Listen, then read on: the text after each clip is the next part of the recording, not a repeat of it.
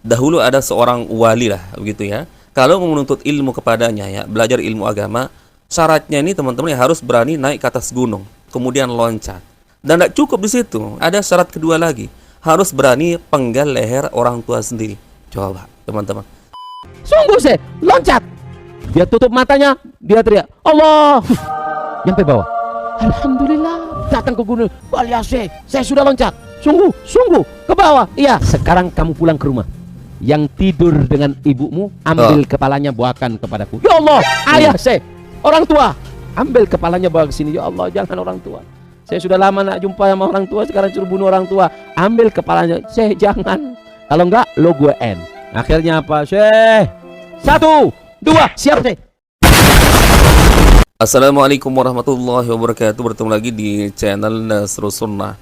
Saya yakin teman-teman ya, kalian nggak pernah dengar cerita model seperti ini ya, yang se-ekstrim ini ya, dari ustadz kalian, kiai kalian, atau para ulama ya. Ini hubungannya masalah menuntut ilmu agama.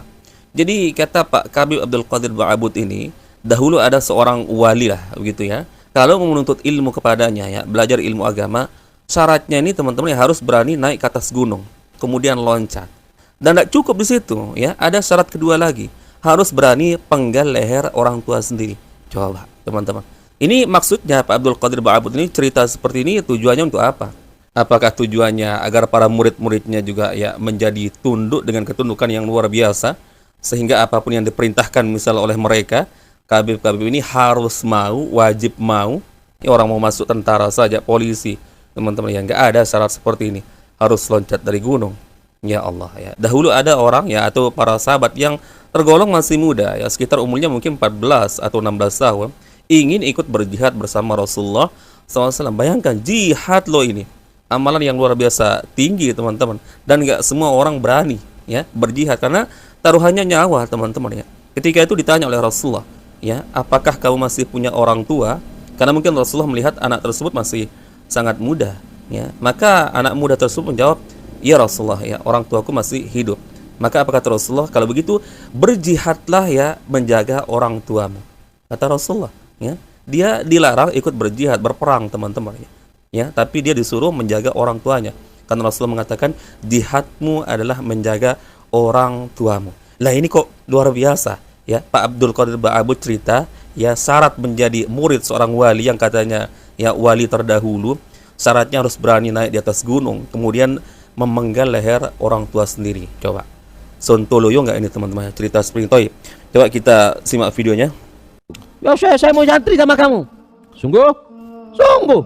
Dengan syarat kamu mau jadi aku guru murabi kamu. Iya, semua saya lakukan. Berangkat ke gunung, loncat dari atas gunung ke bawah. Hei, gila kamu. Iya, aku gila. Nggak mau jadi santri. Sana, datang satu lagi. Gak lihat saya mau jadi santri kamu. Pergi ke gunung, loncat. Siap. Oh, bagus. Sampai di atas gunung, dia ngomong, sudah saya. Loncat ke bawah. Iya, Pak anak. Mati saya, punya anak, punya istri. Loncat, kalau nggak kamu bukan santri saya. Pak anak turun. Batal. Gak lihat saya mau jadi santri. Berat. Gunung, loncat. Saya siap loncat. Sungguh. Kata si santri, mana ada guru mau membunuh santri? Haram, nggak mungkin. Mungkin guru cuman buat gertakan. Datang ke atas gunung. Saya mau loncat. Saya loncat. Saya nggak loncat, tunggu. Duh, kok sungguhan gurunya ini? Sungguh saya loncat. Dia tutup matanya, dia teriak, Allah. Nyampe bawah. Alhamdulillah, datang ke gunung. Waliase, saya sudah loncat. Sungguh, ke bawah. Iya, sekarang kamu pulang ke rumah. Yang tidur dengan ibumu, ambil kepalanya bawakan kepadaku. Ya Allah, ayah saya, orang tua, ambil kepalanya bawa ke sini. Ya Allah, jangan orang tua. Saya sudah lama nak jumpa sama orang tua, sekarang suruh bunuh orang tua. Ambil kepalanya, saya jangan. Kalau enggak, lo gue end. Akhirnya apa, Syekh? 1, 2, siap Syekh. Saya bunuh orang tua saya. Malam-malam,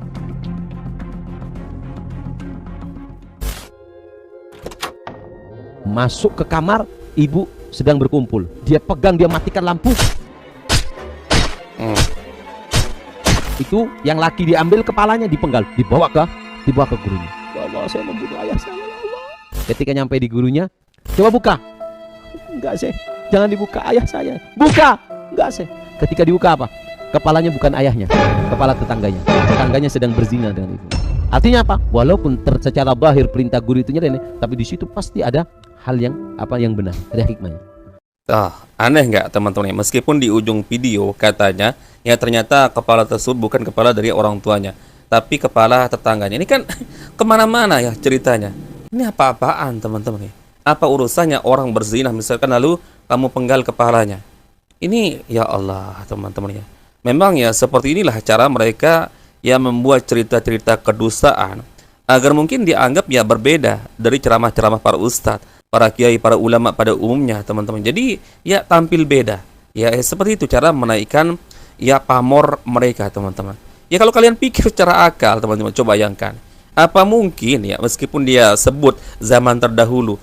Zaman terdahulu kan sudah ada para ulama-ulama ya dari kalangan para sahabat Nabi juga, tabi'in, tabi'ut tabi'in, imam mazhab juga orang-orang dulu semua.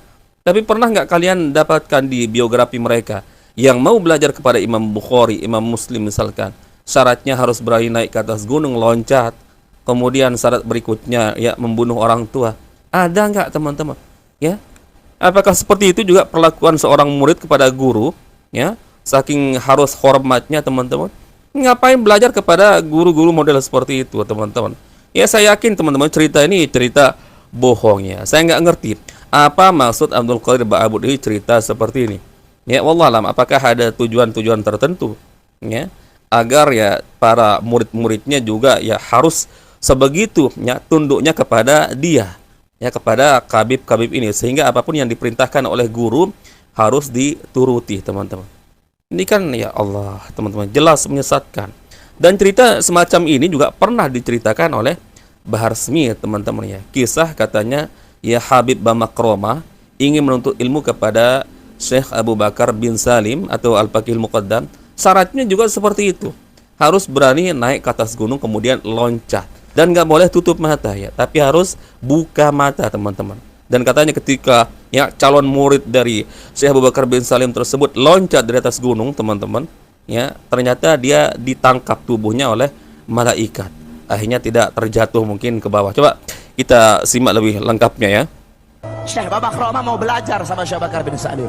Dengar. Syekh Bakar bin Salim, kalau kamu mau belajar sama saya tes dulu. Saya tes. Kamu cari gunung yang tinggi, loncat ke bawah. Lihat Syekh Bakar bin Salim. Akhirnya karena Syekh Bamakromah pengen belajar sama Syekh Bakar bin Salim, nggak apa-apa. Dia cari gunung yang tinggi, kemudian dia loncat, saudara-saudara. Ketika dia loncat, udah ternyata nggak apa-apa. Dia pergi ke Syekh Bakar bin Salim. Udah wahai guru, kata Syekh Bakar bin Salim, tadi kamu loncat merem atau melek? Saya loncatnya merem. Ulang lagi. Harus melek kamu. Nggak boleh kamu merem. Naik lagi ini Syekh Bamakromah ke atas gunung. Dia loncat ke bawah. Ketika dia loncat, dia melihat malaikat sedang nampung dia sehingga dia tidak apa-apa. Teman-teman, bisa nggak kalian mencerna ya cerita-cerita seperti ini? Makanya kita katakan ya apa yang diceritakan oleh para kabir ini kebanyakan cerita bohong. Ya, kok bisa ada orang mau menuntut ilmu agama tapi syaratnya harus berani naik di atas gunung kemudian loncat? Hubungannya apa? Ya ilmu agama dengan loncat dari atas gunung yang tinggi. Nah ini kan bertentangan dengan sabda Nabi teman-teman ya. Nabi mengatakan la dharara wa la dirara. Janganlah kalian membinasakan diri kalian sendiri dan orang lain. Nah perbuatan seperti ini kan membinasakan orang lain teman-teman. Lagian kalian juga saya yakin gak akan pernah menjumpai cerita model seperti ini ya dari cerita ustadz-ustadz kalian, guru-guru kalian teman-teman. Ya dari misalkan Imam Bukhari, Imam Muslim, Imam Syafi'i, dari para ulama-ulama kibar zaman terdahulu. Nggak ada. Ya, yang namanya orang mau menuntut ilmu agama itu ya dipermudah. Ya, orang mau mengenal agamanya, mau mengenal Allah Azza wa Jalla, ya mau mengenal nabinya, teman-teman. Kok malah diberikan syarat naik di atas gunung yang tinggi kemudian loncat? Nggak boleh tutup mata, harus melek. Ya Allah, teman-teman. Makanya saya kasih contoh tadi. Ya ada kisah, dan itu kisahnya sahih. Ya, ada sahabat muda ingin ikut berjihad bersama Rasulullah. Agar tapi karena dilihat mungkin usianya masih muda, ditanya oleh Rasulullah, apakah orang tuamu masih ada, masih hidup? Dan anak muda tersebut menjawab, masih ada wahai Rasulullah. Kalau begitu kamu berjihad dengan cara menjaga orang tuamu. Nah ini Abdul Qadir Ba'abud di cerita yang pertama kok justru katanya syarat menuntut ilmu biar bisa menjadi murid wali tersebut harus berani ya memotong leher orang tua. Coba teman-teman, ini saya nggak ngerti ya misi ya para kabib-kabib ini bercerita seperti ini ya tujuannya apa? Apakah tujuannya agar para murid-muridnya juga ya menjadi tunduk dengan ketundukan yang luar biasa, sehingga apapun yang diperintahkan misal oleh mereka, Khabib-Khabib ini harus mau, wajib mau. Ya Allah, teman-teman ya. Baik, mungkin itu saja teman-teman yang bisa kita share di video kali ini. Semoga bermanfaat teman-teman dan membuat kita semakin terbuka. Ya seperti inilah ya cerita-cerita dari para Khabib-Khabib ini teman-teman ya. Ya seakan-akan ya luar biasa, tapi ya ternyata kalau kita cerna cerita-cerita mereka ini banyak yang bertentangan dengan hukum-hukum Allah Azza wa Jalla. Baik. Insyaallah kita bertemu lagi di video berikutnya. Assalamualaikum warahmatullahi wabarakatuh. Barakallahu fikum. Assalamualaikum warahmatullahi wabarakatuh.